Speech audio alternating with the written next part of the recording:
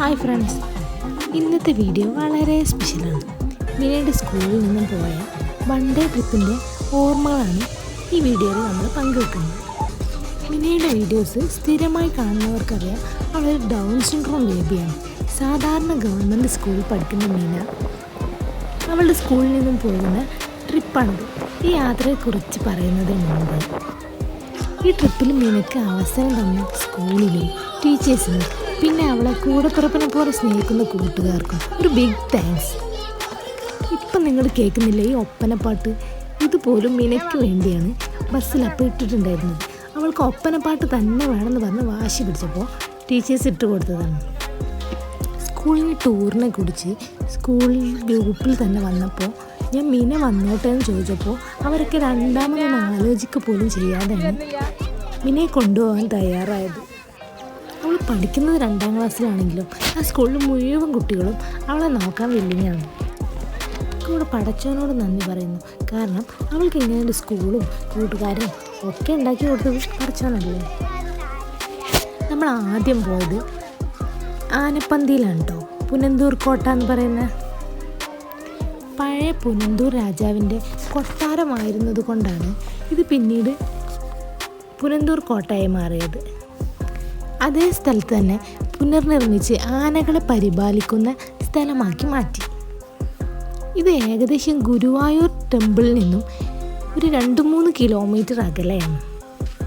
പുനന്തൂർ കോട്ടയിൽ ഇപ്പോഴുള്ള ആനകളുടെ എണ്ണം ഏകദേശം 50ഓളം ആനകളുണ്ടെന്നാണ് പറയപ്പെടുന്നത്. ഇതെല്ലാം തന്നെ ദേവസ്വത്തിൻ്റെ ആനകളാണ്. ഇവിടെ ആനകളെ നന്നായി പരിപാലിക്കുകയും ഉത്സവങ്ങളും മറ്റുമുള്ള ശിക്ഷണങ്ങളും നടത്തുന്നു.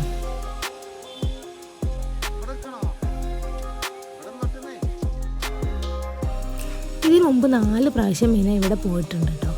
പക്ഷെ നമ്മൾ പിന്നെയും പോയത് ഈ എന്താ പറയുക, യാത്രയല്ല, അവളുടെ ഫ്രണ്ട്സിൻ്റെ കൂടെയുള്ള നിമിഷങ്ങളാണ് നമ്മൾ അവൾക്ക് അവിടെ വാല്യൂ കൊടുത്തിട്ടുണ്ടായിരുന്നത്.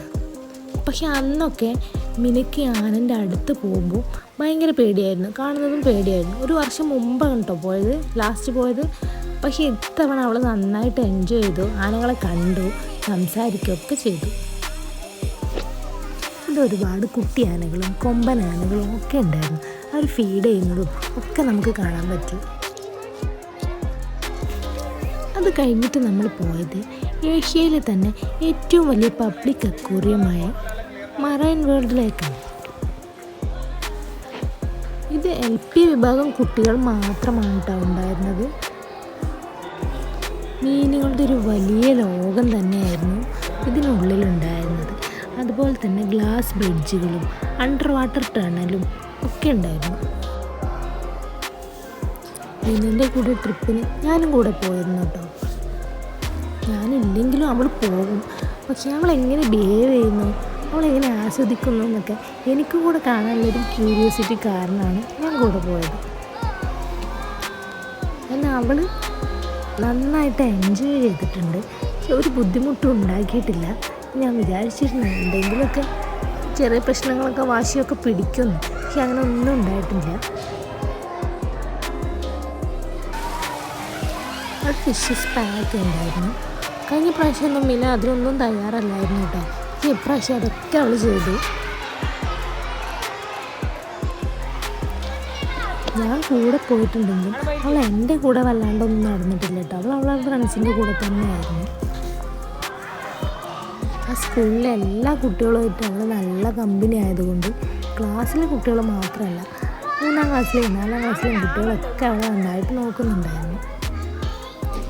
മിനയ്ക്ക് അവർ കൊടുക്കുന്ന സ്നേഹവും കെയറിങ് ഒക്കെ കൊടുക്കുമ്പോൾ എനിക്ക് ഭയങ്കര സന്തോഷമാണ് കേട്ടോ. കാരണം ഞാൻ അവളെ 1ാം ക്ലാസ്സിൽ അവിടെ ചേർത്തുമ്പോൾ മുതൽ എനിക്ക് ഭയങ്കര ടെൻഷനായിരുന്നു. അവളെ സ്കൂൾ ലൈഫ് എന്തായിരിക്കും, വൈകുന്നേരം വരെ ഇരിക്കുക എന്നൊക്കെ. പക്ഷെ നമ്മൾ ഗേറ്റിന് അവിടെ എത്തിയാൽ മതി, ബാക്കി കുട്ടികളെ വെച്ച് അവളെ സ്കൂളിൽ ക്ലാസ്സിൽ കൊണ്ടാക്കുന്നതും ബാക്കി എല്ലാ കാര്യങ്ങളും കുട്ടികൾ തന്നെ ചെയ്യും.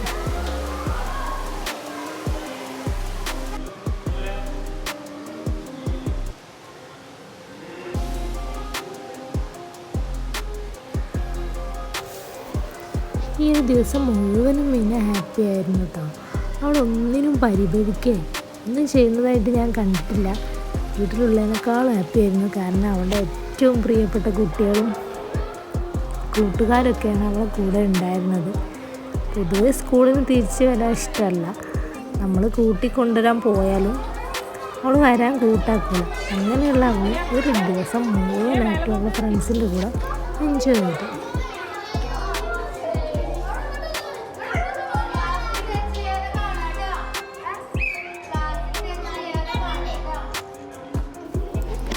അവളേക്കാൾ പ്രായം കുറഞ്ഞ് 1ാം ക്ലാസ്സിലെ കുട്ടികൾ പോലും മിനിയെ കെയർ ചെയ്യുന്നത് കണ്ടിട്ട് എനിക്ക് അത്ഭുതം തോന്നിപ്പോയി കേട്ടോ.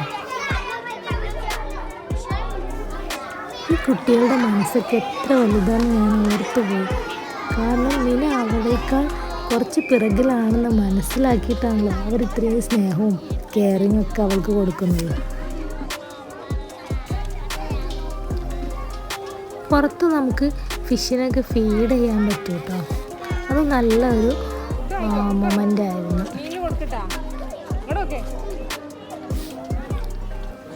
ഇതും മിന ഫസ്റ്റ് ടൈം ചെയ്യാം കേട്ടോ. ആദ്യമായിട്ടല്ല പോകുന്നതെങ്കിലും അവൾ ഇതിനൊക്കെ പേടിച്ച് നിന്നിരുന്ന ഒരാളായിരുന്നു.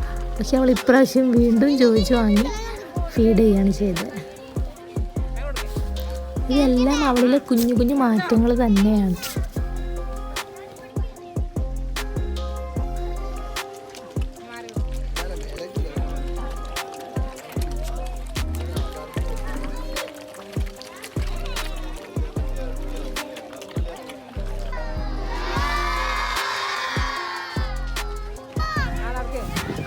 മറൈൻ വേൾഡിൽ ഫുഡൊക്കെ കഴിച്ചിട്ട് നമ്മൾ പിന്നെ പോയത് ബോട്ടിങ്ങിനാണ്.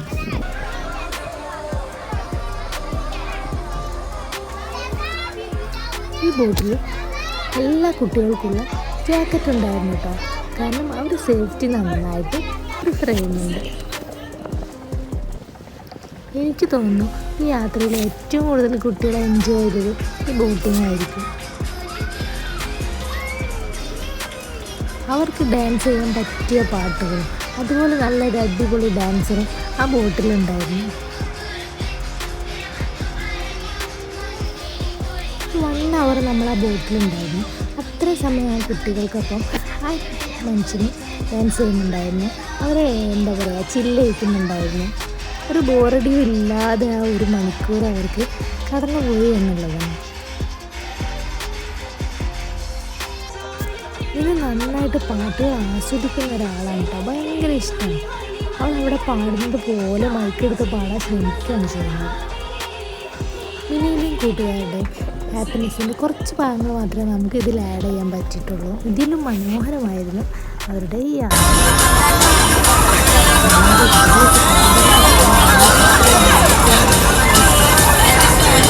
Thank you.